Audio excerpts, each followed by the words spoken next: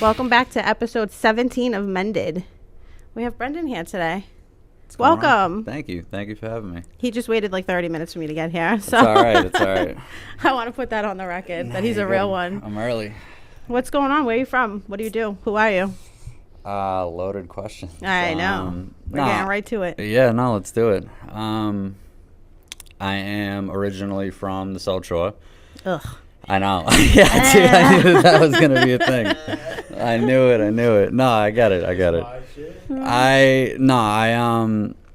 I never really traveled like outside of the South Shore, if I'm being honest, just because, why would I? That's okay. We don't travel outside the North Shore. Yeah, so that's kind of what I learned is I came to the North Shore to, like get clean and all that stuff, and very much like rebuilt my life out here. And I get why, like, I love the North Shore now. Like, I've been converted in that sense. So now every time I'm even back on the South Shore, it's just, reborn. You're reborn over here. Yeah, no, that's what it is. This place definitely feels a lot more like home, dude. Like, I go back to the South Shore and just kind of say what's up to mom and do that quick little thing down there, and then I'm fucking out. You get the ick over there now, right? Yeah, I kind of do.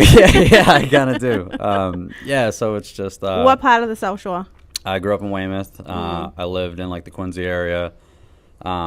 I lived in Brockton for a little while, and then obviously playing the street game, dude, like anywhere and everywhere. You know what I mean? I kind of did a lot of bouncing around, but it was predominantly South Shore, and then just did the whole started getting in trouble sort of ordeal, which landed me in Plymouth County, and then I had to go through drug court. While I was in drug court, it was like, hey, you got to do a halfway house, sober, whatever, like that whole song and dance. So that's how I ended up in Malden.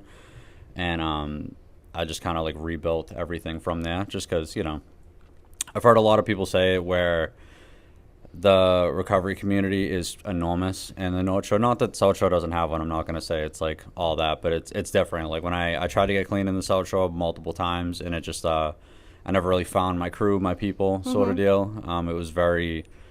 not clicky like in a negative way, but it was just like, and maybe it was just my own shit, like I just had this like you can't sit with us sort of deal going on. That's literally what the South Shore is. Yeah, like, and I felt it, man. So I was, I tried going to the meetings and I tried doing all the stuff, and you don't even give South Shore vibes. I also hear that. Yeah, you don't. So you give like Malden kid vibes. Thanks. Yeah, no, that's huge. That. Yeah. Huge compliment. Appreciate that. Nah, I've it's been a while. Like I was just having a conversation with a friend of mine about this the other day. It's like it feels like it was a lifetime ago. Like I go back and forth with it. Like sometimes it feels like it was it feels like it was 2 months ago, and then other days it feels like it was 10 years ago. You know what I mean? It's a weird. How long has it been?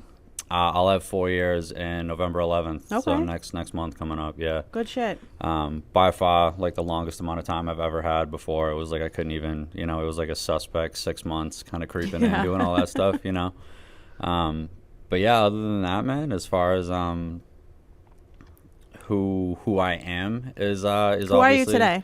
Who am I today? I'm just me, man. Like I try to be accountable. I try to show up, wherever I'm needed. I try to, be a man of my word and not really like be a storyteller and a bullshitter and whatever, and just try to be like transparent with who and wherever I can about whatever situations kind of come across my lap, and just be genuine and just kind of be like, transparent and truthful, I guess is the best way to put it, because, there's no reason not to be. It's like when you're trying to, trim the fat of like the bullshit like away from your life, it's like, doing anything else other than that is doing yourself a disservice. It's like, for what? You're still kind of, you're not being the best version of yourself, in my opinion, if you're still trying to be like the manipulator, the get one over, or the, you know what I mean? It just makes things more difficult. Yeah, it's a pain in the ass, and it's, it's just more unnecessary tracks to like cover and kind of like hide shit, and it's like, dude, for what? Like, right. I spent like a long time trying to alter like the version of myself to hopes that you would like me enough to like give me something for free or whatever, or do that shit for like years and years. So now it's like, dude, I don't need anything from anybody. Like I generally just want to have like good relationships and good communication, and like it's just based off of like we vibe and whatever. Yeah, you want to live authentically together. Yeah, absolutely. So trying to do anything other than that is just like moving backwards, in my opinion. What did your childhood look like? It was, as I'm sure a lot of other people like have experienced. It was rowdy. It was entertaining, I guess. I had young parents, growing up, and both of which in the beginning they were kind of dealing with their own shit. You know what I mean? Apple doesn't fall far from the tree, sort of deal. Kids raising kids. How old were they when they had you? They were like 17, 18, like around then. As far as any, drug addiction, alcoholism, whatever, like it runs rampant in both sides of my family. So it was only kind of a matter of time until like I, got bit per se. But even in the beginning, like that's kind of what, I don't want to say drew me to it, but being a kid growing up, like you only see like the house parties and everybody's over and it's just all this, you Tuesday become nights. a product of your environment. Yeah, dude, like Tuesday nights are lit for no reason. You know what I mean? And it's just okay. The norm. Yeah, for sure. And everything just felt very, very like vibrant, very like party-esque and whatever the case was. So, early on, like it kind of plants this seed in your head as like, oh, this isn't like a negative thing. This is just, this is how it's supposed to be. This is how it's supposed to be. This is a good time, which, I'm not, listen, obviously everybody's had their fun and whatever. It's not like it was all like violence and sad stories. Like obviously there was some good nights or whatever the case was. But, childhood was, it was a lot of that. And then as I started to get a little older, probably, like middle school, maybe even like end of like elementary sort of vibes. Like that's when that my parents were both like working on like getting this shit together and kind of like cleaning it up. They stayed together. Yeah, dude. They're a story, dude. They're one of those like. I think they've been married officially for like I don't know 30 years or something like that. But they've been together for like 40 or whatever. And dude, my mom's pretty much put my dad in jail, but also helped get him out. And through all the bullshit, it's like, yeah, dude, they're kind of they're road dogs, dude, for sure. Which was it set a lot of like like a lot of tones, I guess, as to it set an example of like people stick together through like thick and thin and whatever, and don't just like stay when it's good and bounce when it's fucking negative. You know what I mean? Do you feel like they've overcome their toxicity? Yeah, for sure. I mean, it's a lot of, because you're not always the same person that you are like when you use and opposed to like when you clean up. You know what I mean? Or when you're young, or Correct. like a teenager with There's kids. a lot of like character growth and curve and a lot of that shit. Like as obviously as you get older, I mean, dude, like 30 plus years, it's like you go through being in active addiction, getting clean. Like there's a lot of phases and shit and transition periods that you go through. Like your character definitely molds a lot.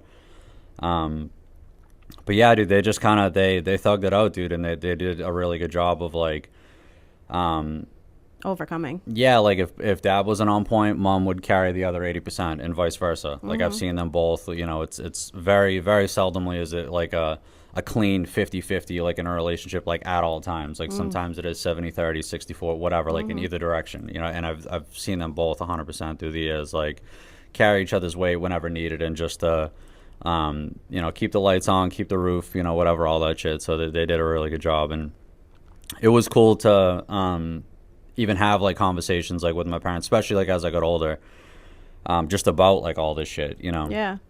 Because I never really knew what it was or like what the big deal was when I was like in my teenage years, kind of fucking around, and it had the potential to like it went where everybody thought it was going to go, but at the time you don't think it's going to get there, I like to remind people too that like it's your parents' first time doing life too. Yeah. They have no clue what the fuck they're doing Zero, either. Yeah. It's all learning experience. Especially like, dude, I was the first kid, so like that's very much throw paint at the wall and just see like what it is. Yeah, the first kid. Yeah. Are you an only child, or did they have more? No, I got a little brother too. Okay. So it was kind of, my little brother, like he had his, not as crazy trials and tribulations because he, saw everything that he kind of learned through happened. you. Correct. Yeah. Still had his, his own things, which like he's all kind of wrapped up and doing well now, which is great. But yeah, it affects everybody, man. You know what I mean? It's not always it's not just the parents. It's not just the one sibling. It branches out into like extended cousins and whatever. Like it's that shrapnel effect is definitely a real thing. But yeah, I mean, everybody's good, dude. Healthy, very able to have, open conversations with each other. And, I remember, obviously not being my first like one and done ordeal. I remember like when I got to the halfway house. Which halfway house did you go to? I went to Eastern Middlesex in Malden. Yeah, dude, that place. I owe a lot of credit to them, man. Because I just obviously like who does want to be there, right? Like you know, it was kind of one of those like I did the thing that all of that was like utilized for, like being, I wasn't in a position to where it was like, drug court or nothing or whatever. Like it was just something that was kind of thrown on the table. I was actually having this conversation with my mom last night. It's funny, but we always find ways to like just barely get grazed in the bullshit that we set up like for our life. You know what I mean? Like we always like slip through the cracks. We always like do whatever. So it was kind of funny after just creating this shitstorm, for my life. I ended up like in front of a judge and and arrested and whatever and all that stuff. And what did you do? Dude, literally. So I'll make like a long story short. Like pretty much the short of it is I got like a warrant because I got hemmed up with like some Xanax or some shit like that. Like that was like the beginning of how it all sprouted, and this is like mad long ago. So my name got thrown in the court system like right before all the COVID shit kind of went on.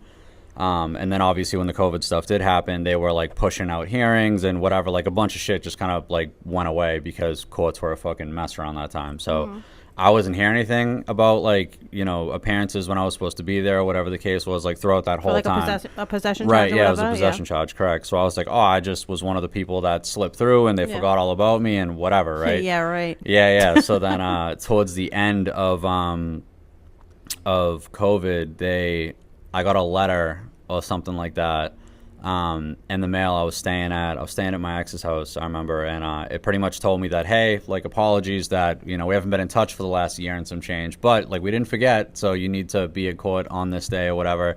And it was because I was on unsupervised probation, but I needed to like pay money for probation. So I was in the beginning, I was using fucking COVID money to like pay probation. So I was like, dude, bye. What better way? Right, correct, exactly. So towards the end of it, obviously money ran out. I wasn't fucking paying that. So pretty much I needed to they sent me a summons to court to figure out like why I stopped paying my probation fees, right? So something as simple as that. All I needed to do was probably, hey, judge, I'm broke, whatever. And then figure it out. They'll do community service or whatever. But you didn't. Yeah, the day that I needed to go to court, I was like, fucking ass broke, dude, like up and down, getting high, not, whatever. And I remember one of my old connects ended up like fronting me some shit so I would like not be sick going to court that morning, right? I had this all planned out. So that morning that I woke up when I was supposed to go to court, I woke up to my ex like flushing all of my shit down the toilet, right? So like 7 a.m. immediately full panic, whatever. Set you right the fuck off. Set me right the fuck off, right? So obviously I'm not going to court that day. I'm immediately going out to like, because you're not going to be sick. No, or fuck no, dude. Yeah, have you taken any drugs today? Like, no, you're on a like sweat and shake. Nah, dude, it's not a good look. So whatever, I didn't go. So then that like sparked a warrant, whatever. So then I was just on the run, whatever. So fast forward probably like ripping and running on the streets, dude, for a couple of years. I was walking through Weymouth, and it was like, midnight, 1 a.m. or something like that. I was like getting high in like a porta potty at like a park or something like that. And this cop like saw me walking to the porta potty or whatever. And it's like, and I'm visibly homeless. You know what I'm saying? Like, look like I haven't showered in a month, dude. I got a giant hockey bag with everything that I own in my life in it, carrying it around, like that whole look. So he waits like a half hour, and I'm still chilling in the porta potty because keep in mind it's like February, right? Yeah. So it's not like I'm in a rush to just continue walking around outside. Like I'm chilling. So all of a sudden I hear a knock at the door, and I'm thinking it's somebody that needs to use the bathroom, and I'm like, whatever. And I open the door, and I see a bunch of like Weymouth police cruisers right there, and I just slowly re-shut the door. Like, I'm not coming out. I'm good. They're like, dude, you got to come out. I'm like, no, I'd rather I don't. flush myself down this Yeah, dude, right exactly. now. Like I do. Go fuck yourself. Fuck yourself. I'm not going out there. Whatever. So Yeah, so I obviously like I had to come. It was a little bit of a standoff there, and they had warm cows to sit in, I didn't, so I was like, all right, let me come out, whatever. So I remember the cops like, dude, what are you doing, whatever, and I was just like, oh, dude, I made up the story about how my girl threw me out, and she was in Brockton. I've been walking to Weymouth, like going to my mom's house or whatever, right? And keep in mind, I haven't been to my mom's house in years, right? Like they don't even know where I'm at, what I'm doing. So the cop's like, all right. And he's like, hey, let me see your license just so I can, run your name, do the thing. And I knew that I had like active warrants. So I was like, fuck, dude. And I'm homeless. I don't have a fucking ID. Yeah, right. So like I give him my ID, and because I'm also like half out of it too. I give him my ID, and I still had my mom's address on my license, and I happened to be like a minute walking distance from her house. So I was like, dude, I'm trying to like interrupt him like running the name and doing all this shit. I'm like, bro, my house is right there. Just let me go do my thing, whatever. And he was like, oh yeah, you live on this street. That's right there. I'm like, bro, it's right there. Yeah. So like, I'll get out of your hair, you get out of mine. Let me just go do my thing, whatever. And and I start being real theatrical with it. I'm like, oh, dude, I'm freezing. Like, I got to get the fuck out of here. Just let me go, So he's like, all right. He's like, kid, get the fuck home, figure out your shit. And as I'm like enough distance between me and the cop, like I hear on his radio, like, oh, Mr. Logan has an active warrant, whatever. And hey, kid. And I skate. I was like, yeah, I'm off in the woods, whatever. So then, being a fucking rocket scientist, the very next night, like I happen to be walking through like the same exact area doing the same shit, right? And it's the same patrol cop, that's his area, whatever. He immediately comes flying up to me and he's like, hey, me, right now. I was like, what do you mean, dude? I was like, I almost had you. You know what I mean? He's like, nah, bro. I got you, sucker. Yeah, he's like, nah, I'm not doing this with you twice. Like, let's go, whatever. So, whatever. Then I get brought into court the following morning. Like I'm in front of a judge, whatever. And dude, the DA is fucking nailing me to the wall. Miss Logan has A, B, and C offenses, whatever.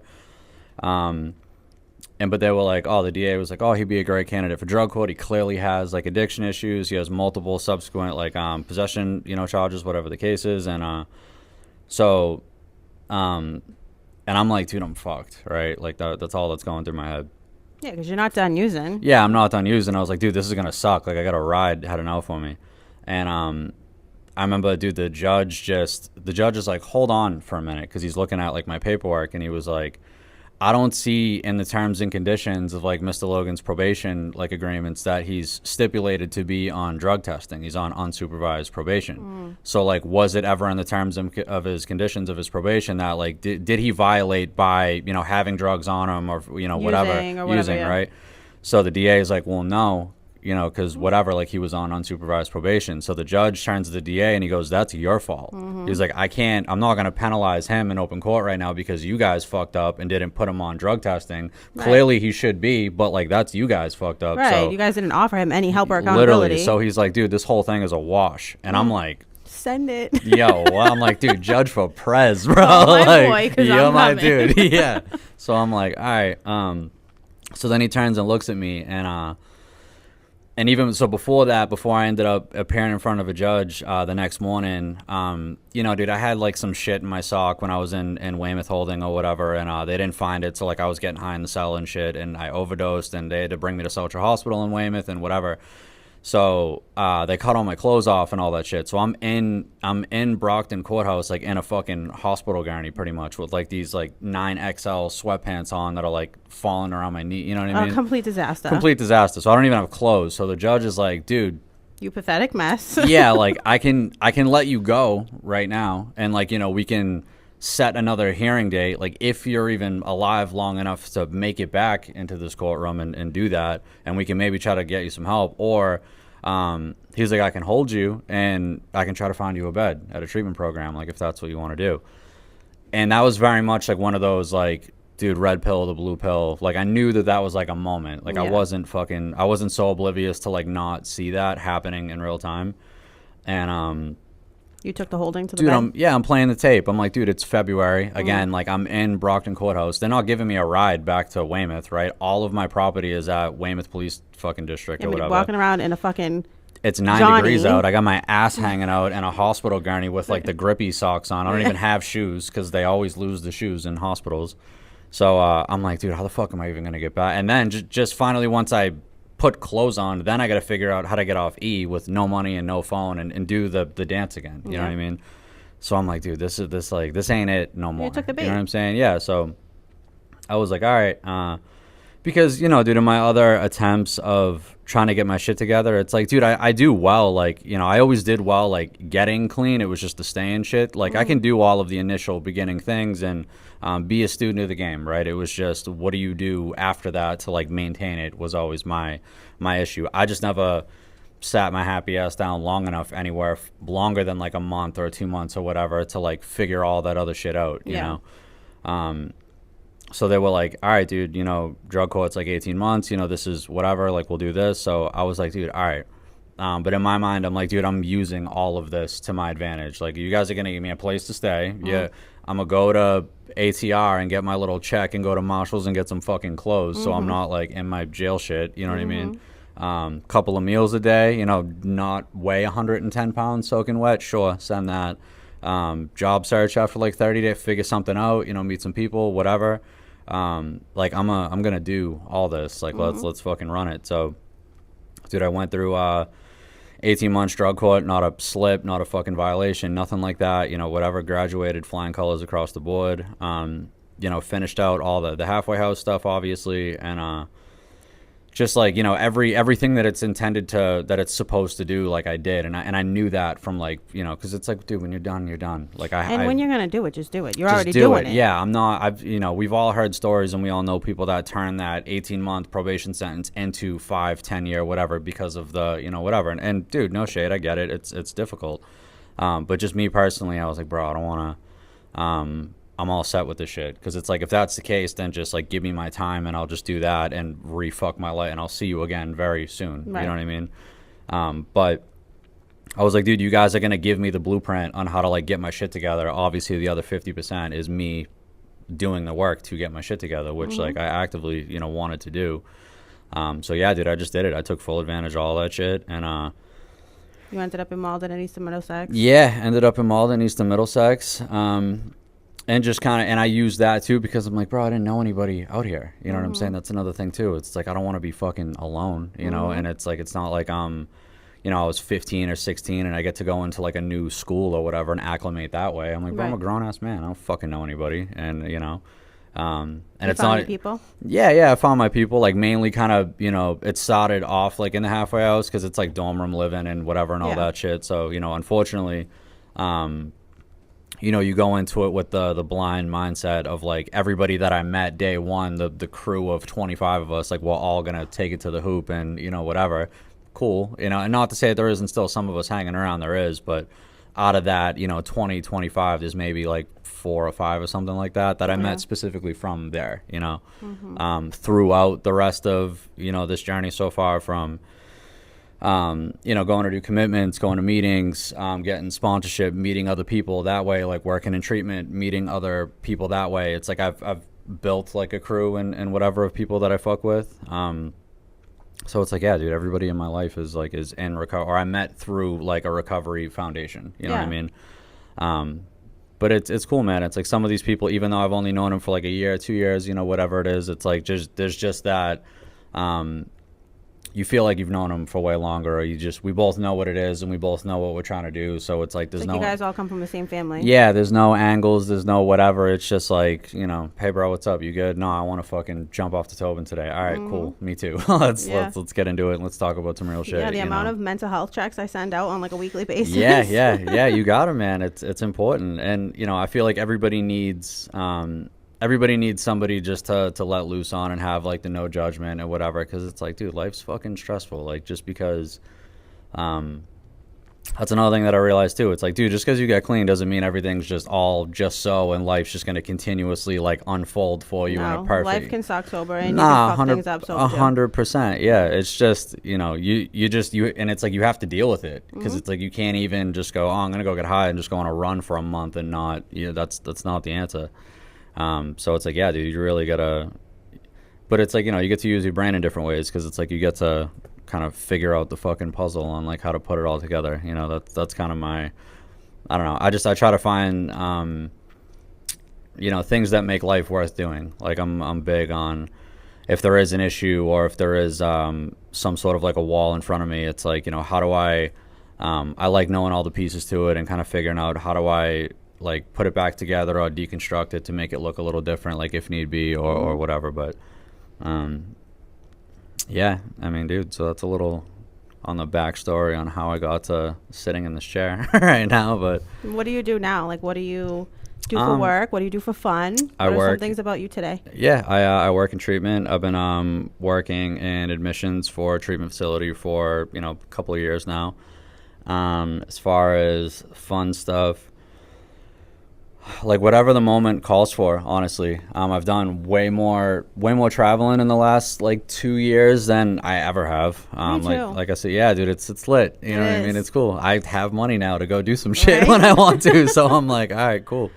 But yeah, it's like I said, dude, I never left the fucking South Shore for the most of my life. So now it's like just being able to take a long weekend to go, like, just jump on a plane and go be somewhere warm for like a little bit, whatever. Yeah, even if it's for a long weekend. Yeah, whatever. That's what a lot of my shit is like I do the Thursday to Monday or Thursday to Sunday type of vibe, because it's like I like checking into places, kind of absorbing what it is, having a good time, experiencing it, and then bouncing. Whatever. Yeah, of course, because it's like I also don't like missing everything that's going on for like a week, 2 weeks or something like that, because then when I do get back, I'm Have fucked. to play catch up. Yeah, I hate that, because it's like I don't know what's going on, and it takes me a couple of days to get back into the swing of things. That fucks me up. Do you really turn off though? Like, do you? No, dude. That's what I'm saying. You don't have work-life balance, so even when you're away, you're still tapped into work. I have to be. I'm the same way. Yeah, you gotta. It's bad, dude. I wish.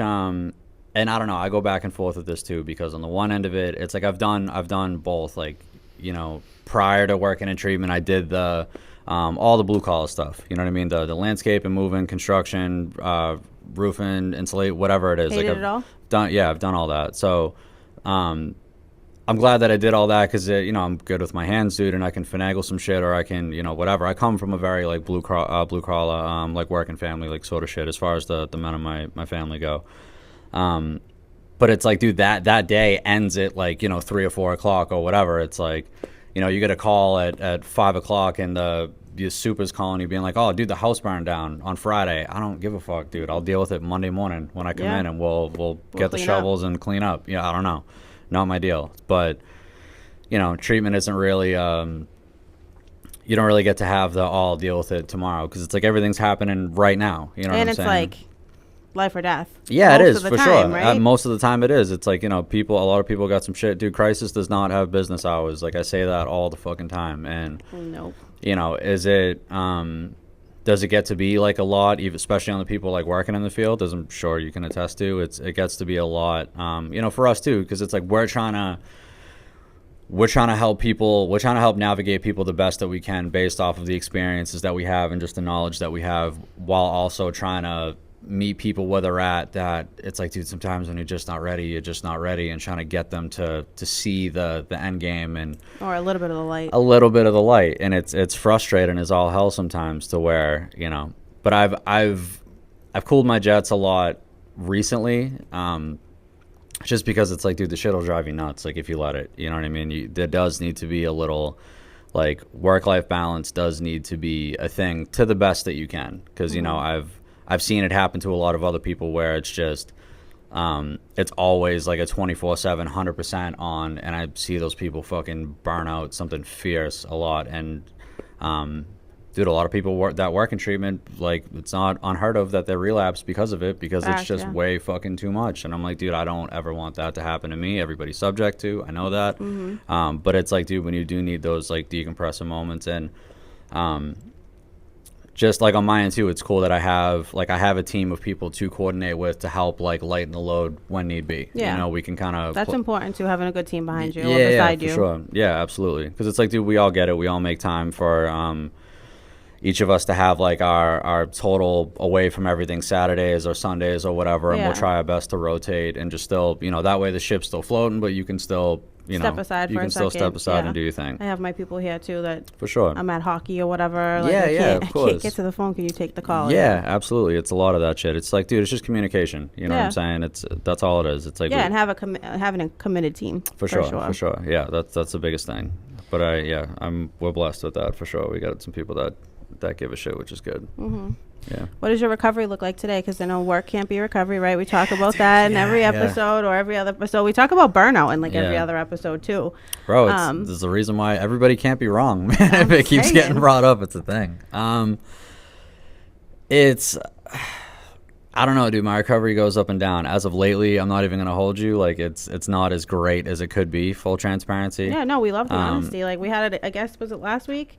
That was like, dude, my work is my recovery, which is like forbidden 2 weeks ago, whatever. It's like forbidden to say, but like we want to hear that. No, here's my thing though, right? And I remember this is something that I put together myself, but it made sense to me. Like I said, all the men in my family are blue collar guys, right? Like I said, obviously my father included. So my dad would be like redoing like the carpet on the stairs in my house, right? You know how long it took him to fucking finish 10 carpeted stairs? Like a year? Fucking yeah. Because it's like, dude, you're doing that all day. So it's like, dude, you don't want to come home and keep the fucking tool belt on and do it. Or the reason why the kitchen floor is ripped up for 9 months. It's like, dude, I get it, you know? You think it's just as simple as like, oh, dude, just, bang it out and get home, So sometimes, and I'm not saying all the time, but more often than not, dude, when I come home, it's like, you're doing recovery all day. It's like, dude, the last thing that I want to do is go to a fucking meeting. And listen to more. And listen to more shit. It's like, it's all I hear, constant, 24/7. So it's like, but I will say, like, this is where it's a catch-22, because it's like, I tell myself that just expecting that that's what it's going to be, and you kind of like, It's like taking your medicine. Yeah, for sure. So like you know what it's going to be. I know what it's going to be. So, but in my mind, it's like, dude, meetings are a 50-50 with me, right? Mm-hmm. You either get the fire speaker or it's good shit, and it's like, it's a good meeting, which is like, dude, those are the ill ones. I love that. But you never know if it's going to be that until you actually get there and muscle through it and see what it's going to be. Are there some meetings that I've gone to where like I've left more wanting to eat a bullet more than when I walked in? Absolutely, that happens too. It's whatever. It's a coin toss. But so I immediately, the reason why I tell myself that I don't want to go to a meeting is just because I assume the meeting that I'm telling myself that I'm not going to go to is going to be like the depressing, shitty one or whatever, not knowing if it's going to be that or not. So there was one time, this is actually recently, I just got in the car and I just drove to a meeting. Like I knew where one was, and it was one that I frequent go to, and I haven't been there in a long time, but I was like, dude, I'm just going to pull up. I'm not even going to go to the gym. I'm not going to go over my girls. I'm not going to do anything. I'm just getting in the car and I'm going. And once I'm there, I'm just going to get out of the car and walk in the fucking door. It's going to be it. And dude, there was like 8 people there. Mm-hmm. It was a smaller, and typically this is like a bigger meeting with like, 20 plus people. So I'm thinking, I'll see a bunch of people I haven't seen in a while. Dude, there was like 6 fucking people there. And I was like, sick. This is almost why like I don't go do the thing, right? But the one thing that helped is I don't have a problem ever like speaking at a meeting and being at the table, right? But for whatever reason, when it comes to sharing from the floor, that's like I still get like anxiety over that shit. I have no idea why. But because it was such a small meeting, and dude, the speaker got the chairman and the speaker got done on their end in like 25 minutes. So we still had another like 45 minutes left to fucking float in the meeting.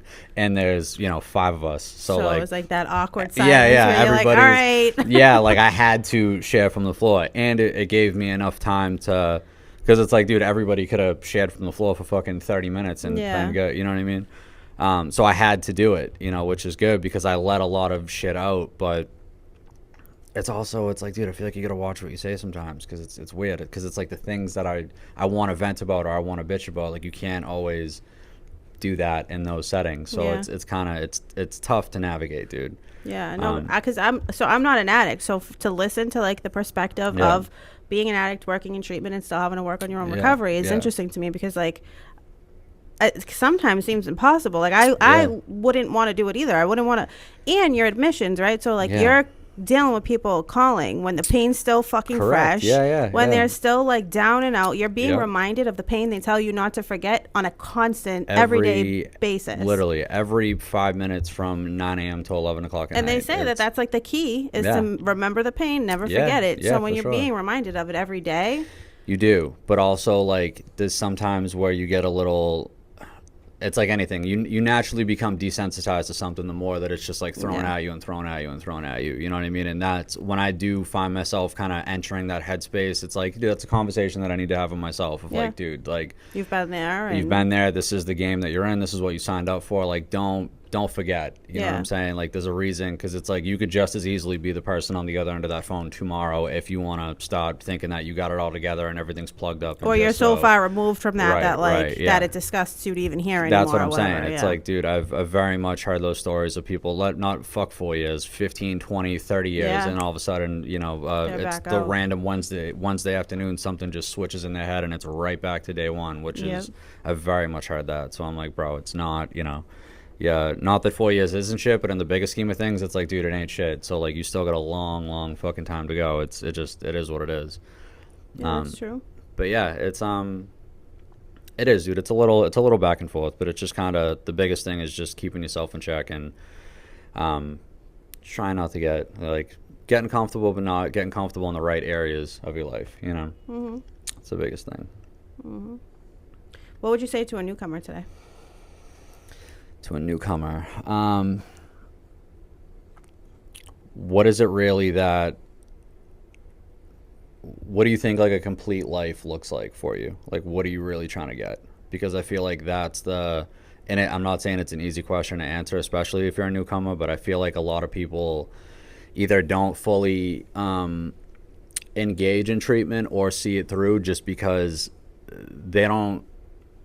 Like, dude, you gotta know what you want in order so you know what steps to take to get it. You know what I'm saying? So I think a lot of people kind of come in that have this outlook that, oh, like, I've been to detox, it's not working, or I've been to outpatient, it's not working, or I've tried individual therapy, it's not working, or whatever. And it's like, dude, you know, is it not working or are you not That's working? what I'm saying. It's like you don't even know what you want. Like, you're looking for an answer for something and you don't even know what the question is yet. So like you need to figure that out first, or at least in the beginning stages of while you're going through this, just so you can accurately gauge if something's not working or not. Because it's like, dude, if this is your end goal and you know that, and this is what you're at least trying to get to, or not that it even needs to be like the final end goal, right? Because I kind of did it in like phases, let's just say. So it's like when I was in Eastern Middlesex, like week 1, right? I was like, dude, my license has been expired for 4 years. So like, I need to do that. I have 0 other documentation. I lost my social security card, my birth certificate, whatever, all of like this shit, just very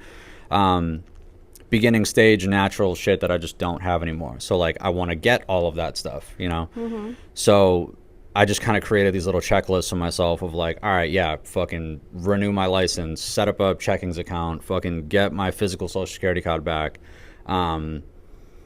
you know, pay off my old fucking bills that are destroying my credit or whatever. Like whatever the list was, it was like, all right, this is kind of like a phase for me within like a 3-month or a 4-month time, whatever, that ideally I'd like to have these goals accomplished. Then obviously, like, as you know, move forward in life and hopefully things like get better and they progress, it's like, dude, you create new sets of goals for yourself. It doesn't need to be, you know, own a mansion in a year, you know what I'm saying? But it's like, if that's what you want to do at some point, then it's like, all right, dude, then you got to work backwards and figure out how to get there. And then if you're misstepping or if you're on the correct path to it, then it's like, dude, you can gauge where you're at in life and how well you're doing, you know? So, yeah, I guess that would be the biggest thing that I'd say is like, dude, what do you want out of this? Like, what are you looking for? And I know it's just, yeah, I want to stay clean or I want to do whatever. It's like, dude, that's automatic, obviously. Like, I'm talking a little deeper than that. So yeah, just kind of do a little soul search and just figure out like what that is. That way you know how to achieve it. In the last 4 years, do you feel like you've experienced any major setbacks or anything in your life that kind of threw you off your tracks a little bit? Honestly, no. Really, no. Yeah, That's refreshing to hear. Yeah, I really haven't, and that's because I'm big on like, when's the other shoe gonna drop? Or like some shit's about things are going a little too good right now. Something's about to fuck up big time. Like you hear people like they get clean and then like a year into it they lose a family member or something, and they're like, I don't know how I stayed clean through that, but I did. And don't get me wrong, dude, same thing. I've had conversations with people to where they're like, dude, I got clean and then, you know, mom passed away, dad got hit by a car right after, you know, my dog died or whatever, like just this blow after blow after blow, like, and they're like, dude, and this was all within a month, and I'm like, bro, like, god damn, dude, I'm like, how the fuck did you do that? I'm like, all right, but listen, like, have I had my, you know, my bad days or some shit not going my way? Like, yeah, of course, right? But dude, in my opinion, and this is just how I tell myself to get through it, it's a perspective thing. It's like there's different values for, like, all right, what is a problem and what's an inconvenience? You know what I'm saying? Because back in the day, like, me not eating for a week was a problem. Me not having somewhere to live was a problem. Me, when I'm like in a very negative mental health headspace, not having anybody to call because nobody wants to talk to me because I burned every fucking bridge, like, is a problem. You know what I'm saying? You know, things today don't really seem like problems. They seem no, like it's an not, inconvenience. because it's like, it's literally, it's just inconvenient, because at the end of the day, dude, shit's fine. Like, bills are paid. I have a fucking vehicle that, you know, whatever. I have somewhere to lay my head. Like, I'm in a healthy relationship. My relationship with my parents is good. Like, whatever. Like, all of the things are, like, I'm above board and I'm okay. You know what I mean? I'm not at risk to losing it all tomorrow. So it's like anything else is just whatever. Like, I don't really try to give it that much weight, because if I do, like, I'll lose my shit, you know? So just from that headspace, it's like, nah, dude, I really haven't had any setbacks. Like, had some shit knock on my way, of course, whatever, that's life. But yeah, no, nothing really crazy on the setback end. Yeah. It's refreshing to hear. Yeah, dude, I'm not a complainer. You know what I mean? Like, I don't really got shit to, you know what, I could always be worse, dude. I try to look at it like that, you know, as best as I can, obviously, but my friend Dave here is just like, he's like the glass half full person constantly, and it can be like annoying at times. And I'm like, what the fuck? What, dude? You know you're miserable. Stop lying, because I'm like, you the know reminder. What it is, right? What? It's a South Shore thing. Dude. It has to be, because us people on the North Shore, if I fucking wake up and like the room temperature isn't, I'm like, dude, this day is fucking it's over. Dude, oh yeah, I'm done, dude. Like, everyone can kill yourself. Yeah, like, nah, in front of me, let me watch. I feel you. I didn't have an AC in my apartment all summer. I was like, this is You're just a fine. freak of nature. That's insane, dude. Like, he's a literal freak of nature. You can't even I saved like a ton on my electric, you know? Dude. Okay. No, I can't. But yeah, it must be a South Shore thing, because it's weird, because I'm telling you, all my people over here, like, we fucking hate everything is a fucking problem, not an inconvenience. No, I feel you. Not a little hiccup. It's a disaster. It's a fucking world-ending problem. Yeah, dude. No, I know. Like, I don't wake up on the days that, like, my car starts and I'm like, oh, I'm grateful my car starts. Right, the day I wake up and my car doesn't. Dude, you wanna talk about car issues, bro? Like, that's I probably, dude, there was probably a good like year and a half where probably multiple mornings out of the week I was like, bro, I just want to drive this thing to a back alley in Everett and throw a fucking Molotov cocktail at it and just be like, oh, I don't know, report it stolen or whatever, because it's don't like, know dude, what happened. It was like a domino effect, dude. Like, there was one thing that went wrong with it and then it was just whatever. But dude, I shelled out so much fucking money like fixing that thing. So, but even that, right? So that would be a thing of like, this is affecting. It's a luxury problem. Well, that's what it is. Yeah, that's exactly what it is. Because you didn't have a fucking car when you were Absolutely living not. in I'm Weymouth like, dude, in a park. who am I? Yeah, in the absolutely. porta potty. Yeah, literally. Yeah, dude, I'm in Weymouth at a porta potty, dude, hiding from the cops. Like, dude, now who do you think you are, like, complaining about that's your car what I'm saying. problems? Yeah, absolutely, dude. Yeah, my fucking AC is not cold enough in the whip, or fucking, you know what I mean? Gas is too expensive. Like, it's like, shut bro, the fuck up. Yeah, dude, I was walking around with shoes with holes in them for the better part of you were fucking wearing grippy socks, my boy. Yeah. Facts. So that's what I'm saying, dude. It's just it's like a perspective thing, dude. Because yeah, but some people lose that. Yeah, some people forget like all about that. Yeah, listen, like, have I, you know, because it's an enticing thing, right? Like, who doesn't enjoy the finer things, and who doesn't, especially when you work as hard as you do. For sure. That's kind of what it is. It's like, it's like, bro, I don't have a whole lot to fucking like blow money at a constant as I did with drugs. You know what I'm saying? So, finding things, because it's like, dude, you know, do I always do a good job as far as like keeping like a nest egg as like a fail safe of like, God forbid, whatever, right? Just because, again, I think that's I know what it's like to like have nothing and know where to go and whatever and all that shit. So it's like, bro, I'll be damned if that ever, like, if I'm ever in that position ever again. No fucking way. Yeah, you don't use any girl math. No, dude, I'll never allow myself for that to be a thing. It's like, no matter what, dude, I could get a call right here and now being like, Brendan, you gotta go, your time's up, whatever. Like, I'll be more than fine to like land somewhere else and do my thing. Like, I'm never leaving myself assed out ever again. Yeah, that's called man math.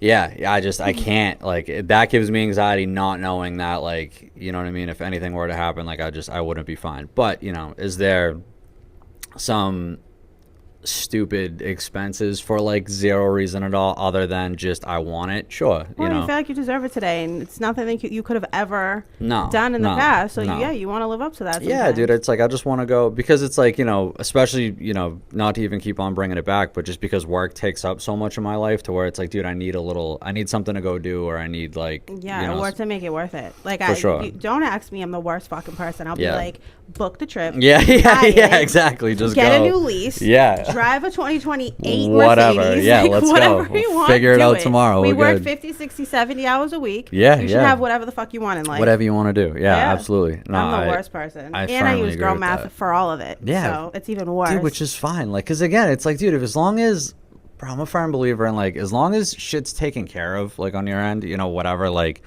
bills are taken care of, family's good, whatever the case is, bro, whatever, anything after that, do whatever the fuck you want with it. Yeah, like, you can't take it with you, bro. Like, no. And it could end tomorrow. 100%, yeah. I'm a firm believer in that, but it's kind of toxic. Yeah, so, yeah. Like, I gotta find the balance, because I can't live like a toxic life like that where I'm like, dude, I could die tomorrow morning. Like, I'll tell myself every day that today's my last day. Yeah, and every justify day. everything dude. that I do, dude. Just, this is my 10th trip to Hawaii this year. Why? Because I don't know, the plane could crash. I feel like I'm gonna die, so yeah. I'm gonna go to Hawaii again. Okay. Yeah, no. So like, you're like a 3-4 day trip taker. I'm a fucking 10-day trip taker. Like, I'm not going on a vacation if I don't count the 2 days of travel. Yeah. And then I need a full 7 there. Yeah, okay.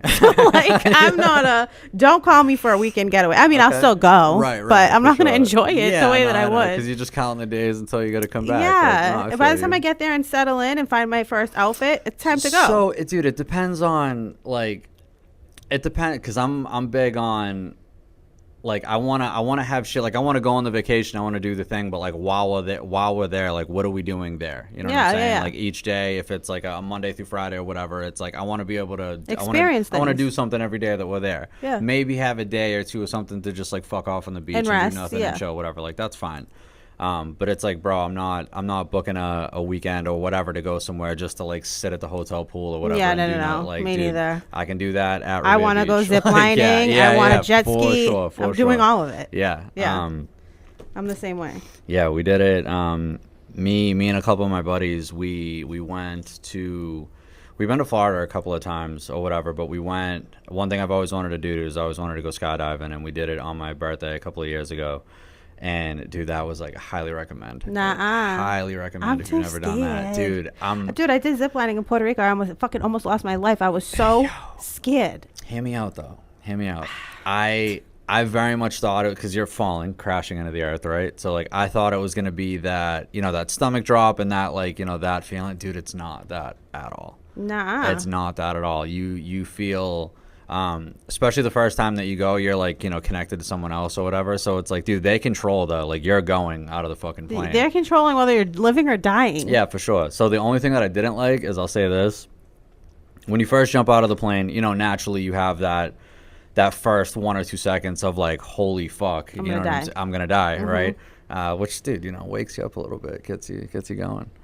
But after that, your body kind of like recalculates or something like that, and you literally just have this like ill floating feeling, whatever. Because it's like, your depth perception's a little out, you know what I mean? Because you're looking at something so far away, and it's just coming at you. But it's like, you do get this like, dude, I'm flying. You know what I mean? Like a spiritual awakening type. Yeah, shit. It's that sort of shit. The only thing that I don't like, and if you ever go, like, just be on that heads up for this. So there's a part where, you know, you pull the parachute and you're doing that thing, you know, the second half of it, just for like a weight distribution thing.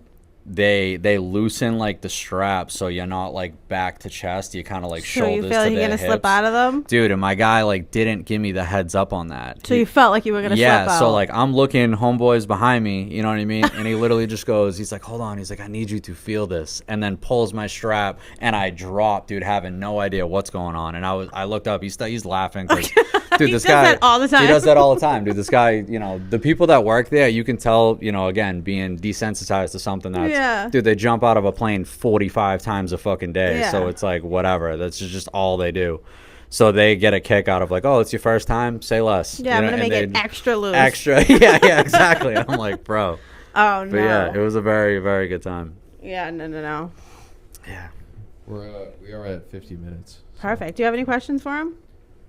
I have some Weymouth questions, but that's for after the show. All right, dude. But, yeah. Don't take Weymouth my talk, time up on dude. that bullshit. But I did have like took a mental note of like when you answered, what would you say to a newcomer, and it's like what would you want your life to look like? Mhm. Do you possibly think it would be easier if you were to ask instead like what would like when you think of a complete life, what do you not think about?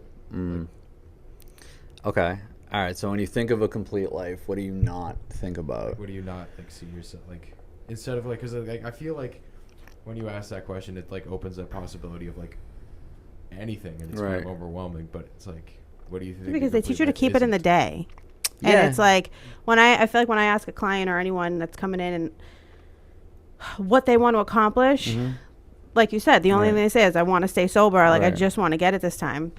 And anything else can seem so out of reach those first few days or weeks or even the first few months, right? Yeah. So I've learned that I've had to really like reel it in. Even with like I have a women's goal setting meeting that I have every week after this podcast, and like I have to keep it so fucking simple. Like what's something you want to set the goal for the week, and like sometimes it's like a matter of like I just want to get out of fucking bed tomorrow morning. Yeah, no, and I understand that. You know what I mean? I just, in my opinion, because dude, I feel like we don't give ourselves enough credit of like as to what we're genuinely capable of doing or being, you know, and that's like a self-deprecation thing that I don't like agree with, because it's like, dude, I'm not just a hopeless drug addict and that's like my whole identity or everything that I ever was. And it's like, just because so now it's like, all right, I beat the drugs or I beat the getting high. Like now I have nothing else that like makes me smile or like brings me joy or whatever. Yeah. It's like, dude, I have all of this other shit, that different pieces to me that like make me who I am,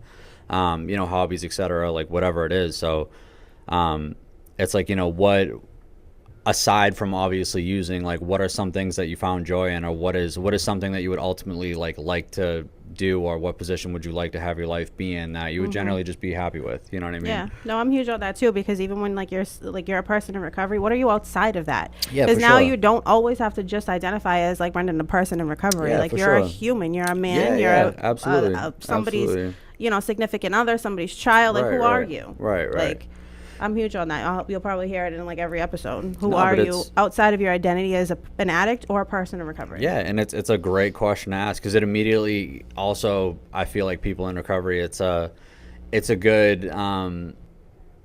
dude, if you don't know, it's a great crutch to like lean into, of like, oh, I do this, and it's like, yeah, dude, like good for you. I'm glad that you're living that lifestyle, or like you're doing the thing, but it's like, that's not what I asked, dude. Like what do you do outside of all that stuff? Like pretend you never did drugs or alcohol ever in your life. Like, how would we be conducting this interview? Or like, what would be, tell me when you go out Saturdays, like, what do you do? Or whatever shit like that, Yeah, that's the shit that I'm interested in. Yeah. Because we could talk all day about what meetings you go to and what you do for your recovery and stuff like that. But we don't talk enough about the shit that people do to really channel, like, where they've wanted to be their whole life. Dude, and that's my big thing with the difference between, like, being clean and being in recovery, right? Like, I identify as being in recovery, but it's like my whole goal, like, obviously in the beginning, like everybody else, like, was it to get clean and to not like get high or use drugs or alcohol? Like, yeah, of course.